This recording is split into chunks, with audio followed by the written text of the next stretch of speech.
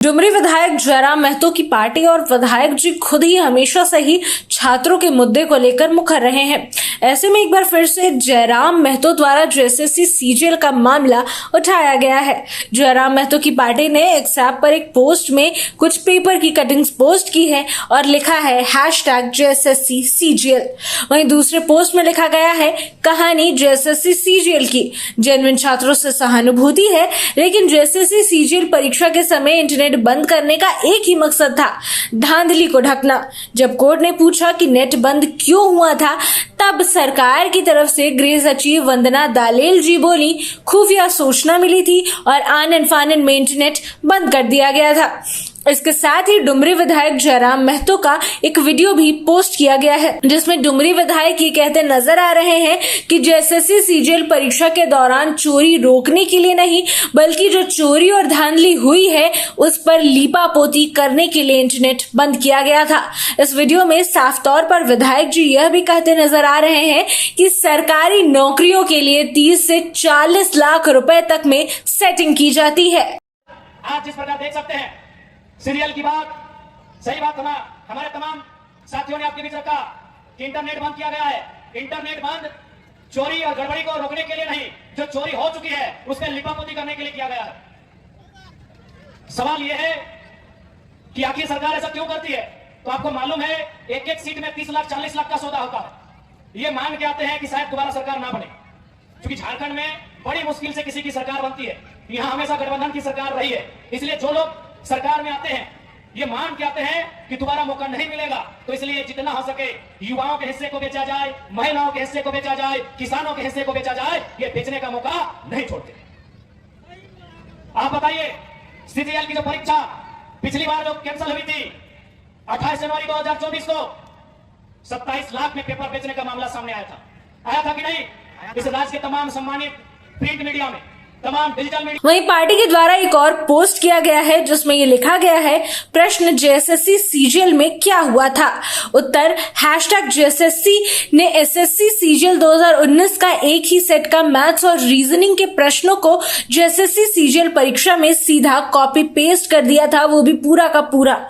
और आयोग इसे केवल संयोग मान रही थी, जबकि ये एक प्रयोग था। इस टेक्स्ट में मुख्यमंत्री हेमंत सोरेन, वित्त मंत्री राधाकृष्ण किशोर, ग्रामीण विकास मंत्री दीपिका पांडे सिंह और विधानसभा स्पीकर रविंद्रनाथ महतो को भी टैग किया गया था। साथ ही एक वीडियो भी पोस्ट किया गया है जिसमें यह कहा गया है कि साल 2019 में हुई एसएससी सीजीएल के प्रश्नों को ही झारखंड में हुई परीक्षा में कॉपी किया गया है। ये चीजें डुमरी विधायक जयराम महतो की पार्टी JBKSS आर्मी के द्वारा पोस्ट की गई है।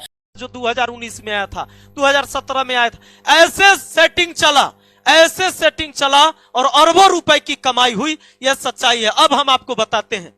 इस बुक को हटाइए, यह इसी बुक का पेज है जो हम आपको अभी दिखाने वाले हैं। इस बुक के पेज में, इस बुक के जो एसएससी संयुक्त स्नातक स्तरीय टियर 1 सीबीटी परीक्षा 7/6/2019 को जो हुआ, सीजीएल का एग्जाम 2019 का, इससे क्वेश्चन उठाकर 22 सितंबर को छापा। कहां से देख लीजिए, रीजनिंग के सवाल। इस बुक का 9वां नंबर सवाल है यहां पर।